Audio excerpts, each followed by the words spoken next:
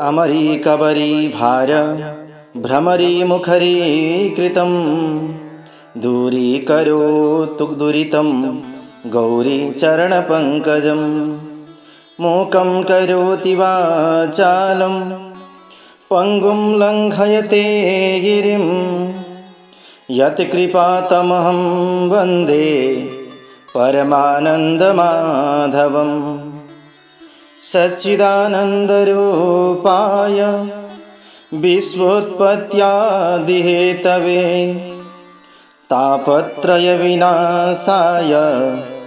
श्रीकृष्णाय वयं नमः। नारायणं नमस्कृत्य नरं चैव नरोत्तमं देवीं सरस्वतीं व्यासं ततो जयमुदीरये।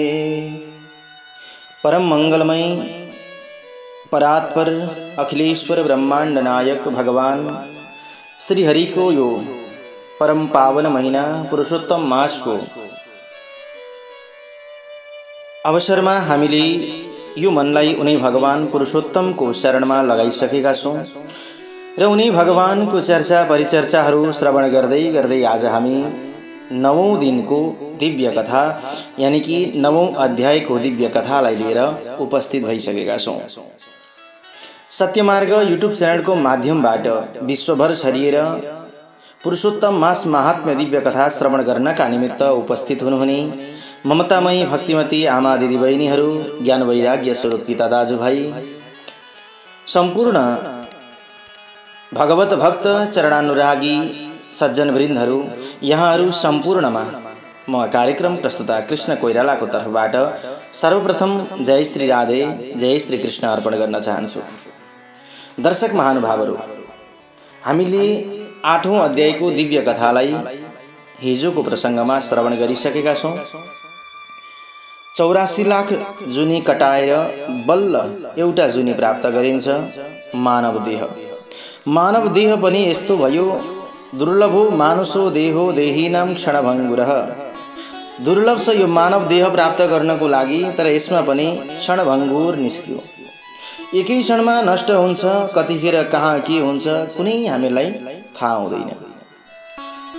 कतिखेर मर्नुपर्छ, कतिखेर हामीले दुःख कष्ट पीडा आदि अनेक कुराहरू भोग्नुपर्छ। यो कसैलाई पनि कसैको जीवनको घटना कसैलाई थाहा हुँदैन। त्यसैले जतिन्जेलसम्म हामी बाँचिरहेका छौं तबसम्म यो मनले भगवान नारायणको नाम स्मरण गरिरहोस्। जन्म लिएको त्यतिखेर सार्थक बन्छ अरे जब अन्तिम समयमा भगवान नारायणको नामलाई हामी स्मरण गर्छौं। जन्म लाभ पर पुंसः अन्त्ये नारायण स्मृति। अन्तिम समयमा जब भगवान श्री नारायणको नाम यो मुखमा आउँछ नि, त्यतिखेर मात्रै जीवन धन्य भए जस्तो लाग्छ। अब हामीले त के सम्झ्यौं भने अन्तिम समय भनेको वृद्ध अवस्था हो, यो कुरा सम्झ्यौं हामीले। तर होइन, हरेक पल हाम्रो लागि अन्तिम हुन्छ, हरेक क्षण हाम्रो लागि अन्तिम हुन्छ। जस्तै मानिलिउँ आज हामी कोहीसँग बोलेर सुतेका छौं, त्यो रात पनि हाम्रो लागि अन्तिम हुन सक्छ। एक गाँस भोजन हामीले खायौं, अर्को गाँस उठाउने बेलामा त्यो अड्कियो भने त्यो पनि हाम्रो लागि अन्तिम हुन सक्छ। कतै हिँड्नको लागि हामीले एक पाइलो उठायौं, अर्को पाइलो उठाउँदाखेरि हामीलाई दिलका दौरा पर्यो यानी कि हार्ट अट्याक आयो या केही भयो भने त्यो पनि हाम्रो लागि अन्तिम हुन सक्छ। यानी कि मानिलिउँ हामीले कि एक एक पाइला हाम्रो लागि अन्तिम हुन सक्छ। त्यसकारणले गर्दा यो जीवनमा भगवानको नामलाई स्मरण गर्नु नै पर्छ भन्दै ती मेधावी ऋषिकी छोरीले पनि भगवानको नामलाई स्मरण गरिन्। यानी कि हिजो 8औं अध्यायको दिव्य कथामा पिताको देहान्त भयो। देहान्त भइसकेपछि और्धदेखि कर्म गरेर आफ्नो जीवनलाई धिक्कार्न थालिन्। माता पिता बेगर यो जीवन शून्य हुन्छ। आमा छँदा घर तपोवन तुल्य हुन्छ। आमा बिना परम शून्य उराठ लाग्छ। आमा बिना यो जीवन, यो घर, यी परिवार सबै उराठ लाग्छ। बाबा बेगर यो घर परिवार सबै उराठ लाग्छ। आज मलाई सम्पूर्ण माया ममता दिने मेरो बाबा हुनुहुन्थ्यो, तर बाबाले पनि छोडेर जानुभयो भनेर अनेक प्रकारको पीडा सहेर विलाप गर्दै रोइरहेकी थिइन्। सुतजी महाराज भन्नुहुन्छ आज 9औं अध्यायमा हे ऋषीश्वर हो। त्यसपछि त्यो आश्चर्यचकित भएको जुन घटना थियो, नारद मुनिले नारायण भगवानसँग सोध्नुभयो, प्रभु मुने मुनिसुता तत्र किं चकार तपोवने को वा मुनिवरस्तस्य पाणि ग्रहमचीकरत्। भगवान, यो आश्चर्य लाग्दो वृत्तान्त मैले सुने, मेरो मन पनि भक्कानिएर आयो। ती मेधावी ऋषिकिशोरी त्यो तपोवनमा के गर्दै बसिन् एक्लै, अथवा कुनै मुनि श्रेष्ठले आएर उनको पाणी ग्रहण गर्नुभयो कि या के गरेर बसिन् भगवान भन्दा आज भगवान श्री नारायण भन्नुहुन्छ, निवसन्त्यास्ततस्तस्य कियान् काल विनिर्गत स्मारं स्मारं स्वपितरं शोचन्त्यास मुहुर्मुहुः। हे नारद, त्यसपछि उनले आफ्नो पितालाई सम्झिन, एकचोटि होइन बारम्बार सम्झिन, शोक गर्दै आफ्नै घरमा बसिन्। केही समय त त्यत्तिकै बित्यो। मानिलिउँ कुनै बथान छुटेर एक्लिएको मृगडी चाहिँ घडबडाहट हुन थाल्यो। त्यो सुनसान घरमा एक्लै बसिन् अनि उनको मन, उनको जिउ, उनको शरीर तातो आँसुले रुझ्न थाल्यो। धक धक बले जस्तो हुन्थ्यो। मन, हृदय यति पोल्न थाल्यो उनलाई, सायद कोही तातो पानी उनको जिउमा कसैले खनाउँदा पनि त्यति पोल्दैन थियो होला जति उनको त्यो आँसुले पोल्यो। खुइ खुइ गर्दै बस्थिन्, अत्यन्त उदास भएर। चारैतिरबाट घेरिएको सर्पिणीले झैं आफ्नै घरभित्रिय सधैँ आफू एक्लै भएर बसिन् अनि मनमा सोचिन्, अब त्यो दुःखबाट पार कसरी पाउने त? कुनै उपाय देखिनन् उनले। न बाबा, न आमा, न दाजु, न भाइ, न इष्ट मित्र बन्धु बान्धव कोही छैनन् भने अब कसरी हामीले छुटकारा पाउने? अनि त्यो दुब्ली पातली भएकी ती मेधावी ऋषिकिशोरी कुमारीबाट उसको शुभ भविष्यको बलले प्रेरित भएर अत्यन्तै क्रोधी मुनि भगवान दुर्वासा आफ्नै इच्छाले त्यो ठाउँमा पुग्नु, स्वयं पुग्नु भएछ। साक्षात सदाशिव जस्तै उनलाई देख्ने बित्तिकै इन्द्र पनि डराउँथे। हे नारद, कुनै दिन भगवान श्रीकृष्णले युधिष्ठिरलाई भन्नुभएको थियो, हे राजेन्द्र, जुन दुर्वासालाई तपाईकी आमाले कुमारी अवस्थामा नै आफ्ना सेवाले अत्यन्त प्रसन्न पार्नु भएको थियो, जुन खुसियालीमा ती राम्ररी सेवा गरिएका मुनिले उहाँलाई देवताहरूलाई आकर्षण गर्ने यानी कि बोलाउने मन्त्र दिनुभएको थियो। फेरि पनि भगवान श्रीकृष्ण भन्नुहुन्छ, हे भूपाल युधिष्ठिर, जसले सबै देवताहरूले नमस्कार गरिने साक्षात स्वयं मलाई पनि रुक्मिणीका साथ रथमा जोतेका थिए। दुर्वासालाई युक्त भएको अर्थात् दुर्वासा चढेको रथमा जोतिएका हामी दुवैले बाटामा रथ खिच्दा नै अत्यन्तै तिर्खाले सबै घाँटी, जिउ, शरीर, मुख सबै सुकेको थियो।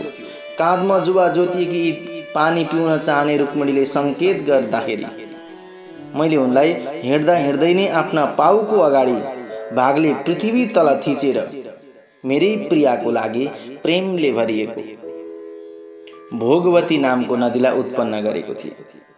र त्यही भोगवती, जुन भोगवती नदी थियो, तिनको फोरा चाहिँ मास्तिर भएर बग्यो र त्यसै जलले रुक्मिणीको अग्र भागमा उपस्थित भयो अनि उनले खपि नसक्नुको प्यासलाई मेटाएकी थिइन्। त्यसै बेला उठेको क्रोधले दनकलान जस्ता जज्वल्यमान भए।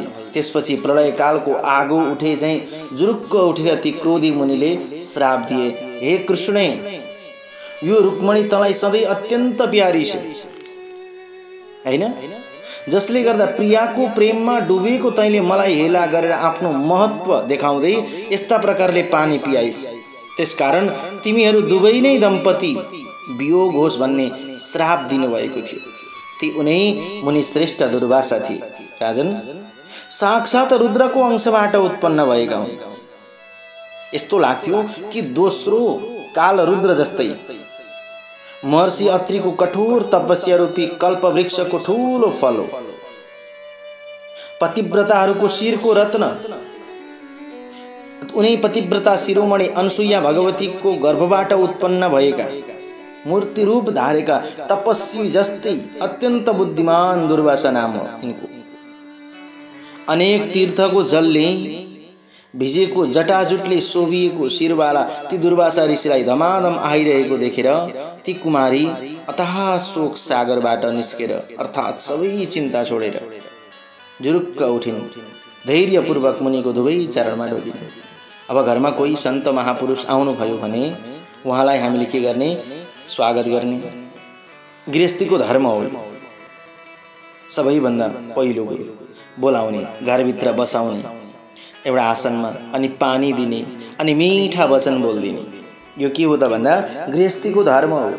तृणानि भूमि रुदकम चतुर्थी वाक्च सुकृता। बस्ने पीरा, पानी र मिठो वचन, यी चीज भए अतिथि आफै खुसी हुन्छन्। केही पनि छैन, अब बस्ने ठाउँ पनि छैन, पानी पनि छैन भने वचन त छ। बाणी ऐसी बोलिए मन की आवा खोए, औरन को मिठे लगे और अपने को शीतल हो। अरूलाई मिठो लागोस् अनि आफूलाई शीतलता मिलोस्। यो हो जीवन गृहस्थीको। उनले पनि अथाह शोक सागरबाट उठ्यो। उनलाई लाग्यो मानौ भगवान साक्षात् उनको घरमा आउनुभयो आज, दुःख कष्ट पीडा सबै दूर गर्नको लागि। मनले सम्झिन्। अनि ढोगिसकेपछि जसरी जानकीले वाल्मीकि मुनिलाई आफ्नो आश्रममा लानु भएको थियो, त्यसै गरी कुमारीले पनि दुर्वासालाई आफ्नो आश्रममा ल्याइन्। पाद्य अर्घ्य, अनेक प्रकारका जंगलका फलहरू फूलहरू केले हुन्छ जसले मुनि सन्तुष्ट हुनुहुन्छ। यस्तो सोचेर स्वागतको लागि अनुमति लिएर पाद्य अर्घ फूलहरूले मुनिको पूजा गरिन्। हे राजन, त्यो मुनि कन्या कुमारीले बडो विनयपूर्वक भनिन्। बालो उवाच नमस्तेस्तु महाभाग अत्रिगोत्र दिवाकर अनसूया गर्भजात मुनिश्रेष्ठ तपोधन कृतोऽधिगमनं साधो दुर्दैवाय ममाश्रमे मम भाग्योदयो जातस् तवागमनतो मुने। हे महाभाग, हे अत्रि गोत्रका सूर्य प्रभु, तपाईलाई प्रणाम छ। हे भगवान, म अभागिनीको आश्रममा आज तपाईँ कताबाट पाल्नुभयो? आज तपाईको आगमनले मेरो भाग्यको उदय भएको छ। सायद मैले त त्यस्तो कुनै पुण्य गरेकी थिइनँ होला, तर पनि मेरो पिताजीको पुण्यको प्रवाहले सायद तपाईलाई पठाइदिनु भएको मलाई सान्त्वना दिनको लागि। त्यही भएर म आज अत्यन्तै खुसी छु। भगवान, तपाईँ मेरो घरमा आउनुभयो, जसले गर्दाखेरि मेरो जीवन यति आनन्द भएको छ, मेरो जीवनलाई यति सुन्दरता जस्तै मिलेको छ।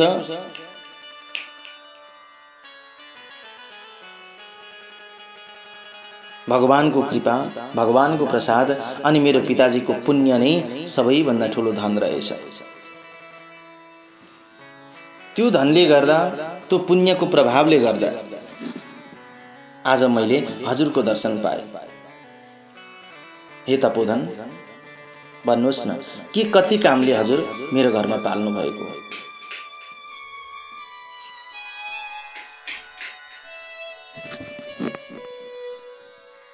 तपाईहरू जस्ता महान पुण्यात्माहरूको धुलो नै यदि कसैले शिरमा लगायो भने उसको जीवन सफल हुन्छ। भगवान, आज मेरो पुण्य कर्म सफल भयो, आज मेरो जन्म सफल भएको छ। यस्तो भनेर ती कुमारी बालिका पनि मुनिको अगाडि चुपचाप लागेर बस्यो। अनि उनी भगवान शंकरको अंशबाट उत्पन्न हुनुभएका दुर्वासा मुनिले मुस्कुराउँदै भन्नुभयो, साधु साधु द्विजसुते कुलमभ्युद्धृतं पितुः मेधारिषे सुतपस फलमेतादृशी सुता। हे बाबु, तिमीले आफ्ना पिताको कुललाई नै उद्धार गरेकी छौ। यस्तो प्रकारको छोरी हुनु यो मेधावी ऋषिको कठिन तपस्याको फल हो। तिम्रो धार्मिकशील स्वभावलाई जानेर नै म कैलाशबाट यहाँ आएको छु, तिम्रो आश्रममा, थाहा छ तिमीलाई। अनि फेरि यहाँ आएपछि तिमीले मेरो बडो आदर साथ पूजा पनि त गर्यौ। हेर, छोरी जीवनमा जन्म लिएर मात्रै हुँदैन, छोरीले अनेक प्रकारका कर्महरू गर्न सक्छ। दर्शक महानुभावहरू, यो समाजले छोरीलाई हेला गर्छ।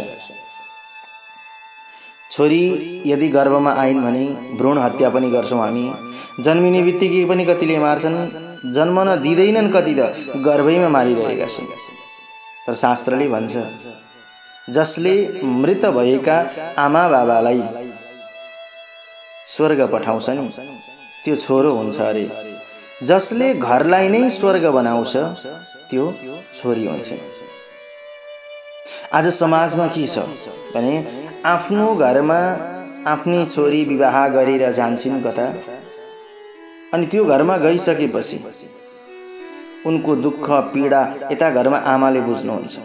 तर त्यही घरमा विवाह भएर आएकी बुहारी यदि केही दुःख बिमार भयो, कष्ट भयो, पीडा भयो भने सासूले बुझ्नुहुन्न। किनकि हरेक छोरीको जन्म 100वटा भाग्य लिएर हुन्छ अरे दर्शक महानुभावहरू। त्यही भएर यदि मान्छेको जीवनमा 100वटा भाग्यमा एउटा मात्रै भाग्य उदय भयो भने मात्रै पनि छोराको जन्म हुन्छ अरे। तर जब 100वटा भाग्यमा पूर्ण 100वटा भाग्य नै उदय हुन्छ नि, खुल्छ नि, त्यतिखेर मात्रै छोरीको जन्म हुन्छ अरे। त्यही भएर त छोरीलाई सौभाग्यवती भव भनिन्छ। 100वटा भाग्य लिएर आएकी हुन्छन्। र जुन घरमा छोरी छिन्, जुन घरमा छोरीको जन्म भएको छ त्यो घर पुण्य हुन्छ, त्यो घर झलमल्ल बल्छ, त्यो घर आनन्दले भरिपूर्ण हुन्छ। जीवनमा कहिले नसोच्नु छोरी मात्रै भइन् भनेर जीवनमा धिक्कार मान्नु पर्दैन। आज छोरा चाहने व्यक्तिले पनि विवाह गर्नको लागि पछि बुहारी छोरी नै चाहिन्छ। कसैकी त छोरी चाहियो। तिहारमा टिको लगाउनको लागि छोरी नै चाहिन्छ, कसैकी त छोरी नै चाहियो। दिदी बहिनी बनाउनु पर्यो, ममता गर्ने, माया गर्ने आमा चाहिन्छ, उहाँ पनि त कसैकी छोरी हो। भने यो समाजमा छोरीलाई किन घृणा? तर छोरीलाई पनि यदि दर्शक महानुभावहरू राम्रो संस्कार दिएको छैन भने त्यो घर पनि लथालिङ्ग हुन्छ, वाताभुङ्ग हुन्छ। एउटा सानो म दृष्टान्त दिन्छु हजुरलाई। एकजना व्यक्तिले विवाह गरे अनि विवाह गरेर लिएर आए, समय व्यतीत हुँदै गयो। सुरुमा सासू बुहारीको मेलमिलाप धेरै रह्यो। अब जे भने पनि हजुर हुन्छ हवस् भन्ने बिस्तारै बिस्तारै हुँदै गयो। अब सासू आमा पनि बुढी हुँदै जानुभयो, बुहारी पनि घरमा पुरानी हुँदै गइन्। अनि अब यसो बाहिरको काम गर्दाखेरि सासू आमाले भन्नुहुन्थ्यो, होइन तिमी छोडिदेऊ, यहाँ तिमी भित्रको काम गर, म बाहिरको काम गर्छु भन्नुहुन्थ्यो। भित्रको काम गर्न बस्नु भने तिमी यसो हेर बाहिरतिर, म भित्रको काम गर्छु भन्नुहुन्थ्यो। त्यसो गर्दा गर्दै अब सन्तान भयो, नातिको जन्म भयो। घरमा सन्तान भइसकेपछि अब बुहारीलाई त के गर्नुपर्छ भने त्यो सन्तानको पनि हेरविचार गर्नुपर्छ, आमाको सासू आमाको पनि हेरविचार गर्नुपर्छ। अब उता श्रीमानको पनि हेरविचार गर्नु पर्यो, ससुराको पनि हेरविचार गर्नु पर्यो, देवर जेठाजु सबैको हेरविचार गर्नु पर्यो। ती बुहारीले साना नानीहरू छन्, बाबुहरू छन् भने उनीहरूको पनि हेरविचार गर्नुपर्छ। अब आफ्नो पनि सन्तान छ, कतिखेर मलमूत्र त्याग गर्छ, दिशा पिसाब छोड्छ, कुनै टुङ्गो हुँदैन भने अब सासू आमाले के गर्नुभयो त भन्दाखेरि सुरुमा त मेलमिलाप थियो, राम्रो थियो। 2-4 वर्षपछि जब सन्तान भयो, सन्तान भइसकेपछि अब सासू आमाले भन्नुभयो, बुहारी चिया ल्याऊ त 1 गिलास। बुहारी ठिक्क त्यतिखेरै उता नातिले यानि कि छोरोले दिशा गर्यो। उनले भनिन्, आमा एकैछिन पर्खनुस् है, म यो नानीले दिशा गरेको छ धोएर ल्याइदिहाल्छु बनाएर। अब एकछिन भयो, फेरि उता गनगन गर्न थाल्यो सानो बच्चा, रुन थाल्यो, उसलाई फकाउनु पर्यो। फेरि आमाले भन्नुभयो, खोइ त चिया ल्याइनौ त। बुहारीले भन्ने, आमा एकछिन यो रुँदैछ, म एकछिन यसलाई फुल्याएर ल्याइहाल्छु। फेरि एकछिन भयो, रुन थाल्यो, उसलाई अब आमाको स्तनपान गर्नुपर्ने भयो, भोक लाग्यो उसलाई। बच्चालाई खुवाउँदा खुवाउँदै ढिलो भयो, आमा झगडा गर्न सुरु भयो। हेर्नुहोस् है, झगडाको बिउ सुरु। अब आमाले के भन्नुहुन्छ कि मेरी बुहारीले मलाई टाइममा खाना दिन, हेरिन, मेरो हेरविचार गर्न छोडे। अब अहिले अब ठुली हुँदै गई, घरमा बसेर भएन, झगडा भयो, यसो गर्यो त्यसो गर्यो, यता भएन त्यता भएन, अब पोल सुनाउने भयो। अब बिचारा दोधारमा को त पर्यो भन्दाखेरि छोरो मान्छे, बिचारा छोरो दोधारमा। आमाको कुरा सुनौ या श्रीमतीको कुरा सुनौ? श्रीमतीको कुरा सुनौ, आमा रिसाउने, आमाको कुरा सुनौ, श्रीमती रिसाउने। उसलाई वैराग्य लाग्यो, झगडा भयो, निस्केर जाउँ कसरी जाउँ? एउटा सन्तान, मैले हिजोको प्रसङ्गमा भनेको थिएँ नि, एउटा सन्तान सप्रिने पनि आनन्द हुन्छ, सप्रियो भने बिग्रिने पनि डर हुन्छ, बिग्रियो भने दुःख हुन्छ, हैन? अनि अब उनले भनिन् ठिकै छ, अब यो घरमा मेरो यस्तै रहेछ, म अब कि त सासु आमा बस्नुहुन्छ कि त म बस्छु। दुईजनामा एकजना त निस्किनै पर्छ। यसरी झगडा गरेर दिनानुदिन गाउँ समाज छिमेकीलाई सुनाउनु भन्दा बरु अलग्गै बस्नु राम्रो भनेर उनले निर्णय गरिन्। तर छोराले मानेनन्। पीडा त त्यहाँनेरि पनि छन्। नमानेपछि बुहारीको बाबा आयुर्वेदिक डाक्टर हुनुहुन्थ्यो। अनि उनले गएर बुबालाई भेटिन्। बुबालाई भेटेर भनिन्, बाबा मलाई मान्छे मार्ने विष दिनुहोस् त। बाबाले भन्नुभयो, किन छोरी? म मेरी सासूलाई मार्छु। अरे के भयो त्यस्तो? मलाई खपिसक्नु गर्नु भएको छैन त? केही गर्न हुँदैन, खाली गाली गर्नुहुन्छ, कराउनुहुन्छ। मेरो नानी पनि छ, नानीलाई पनि हेर्नु पर्यो, उहाँलाई पनि हेर्नु पर्यो, श्रीमानलाई पनि हेर्नु पर्यो, कतिलाई हेरेर सक्नु? मेरो चाहिँ ज्यान होइन भनेर झगडा गरिन् बाबासँग। बाबाले भन्नुभयो, छोरी अहिले तिमीले बुझेकी छैनौ, पछि आफै बुझ्छौ। त्यस्तो काम हुँदैन, मान्छे मार्नु हुँदैन, त्यही पनि तिम्री आमा। हेर, तिमीले यहाँ आमा छोडेर गयौ, उहाँ सासू पाएकी छौ। बाबालाई छोडेर गयौ, ससुरा पायौ। भाइलाई छोडेर गयौ, तिमीले उहाँ देवरलाई पायौ। आज तिमीले दाजुलाई छोडेर गयौ, जेठाजुलाई प्राप्त गर्यौ। दिदीलाई छोडेर जान्छौ, आमाजुलाई प्राप्त गर्छौ। बहिनीलाई छोडेर जान्छौ, नन्दलाई प्राप्त गर्छौ। भने घर परिवार त्यहाँ पनि छ, मात्रै साइनो फरक छ छोरी। तर तिमीले त्यसलाई निभाउन सक है। छोरीले भनिन्, हुँदैन त्यसरी, म मान्दिनँ। मलाई विष दिनुस् के होइन भने म मर्छु। बाबा अब झन् दोधारमा पर्नुभयो, के गरौँ? नदिउँ भने छोरी मर्छिन्, दिउँ भने यिनले हत्या गर्न लाग्दैछन्। बाबाले सम्झनुभयो, छोरी तिमी ज्ञानी मान्छे हौ, यसरी मान्छेलाई मार्यौ भने तिमी त जान्छौ नि जेलमा, म पनि जान्छु। बरु जेलमा गएर बस्छु बाबा, तर म मेरी सासूलाई मारेरै छोड्छु। बाबाले भन्नुभयो, छोरी ल ठिकै छ, त्यसो भए तिमी मार्छौ भने एक काम गर, म यो तिमीलाई औषधि दिन्छु, एक चुटकी 2टा अमलाले निकालेर दुधमा घोलेर खुवाइदिनु। तर 6 महिनासम्म तिमीले सासू आमालाई मुख फर्काउनु हुँदैन है, बाज्नु हुँदैन। जे भने पनि हजुर हवस गर्नु, तर मुख नफर्काउनु, जति नै कराए पनि। उनले भनिन्, हुन्छ। त्यो दबाई लिएर गइन्।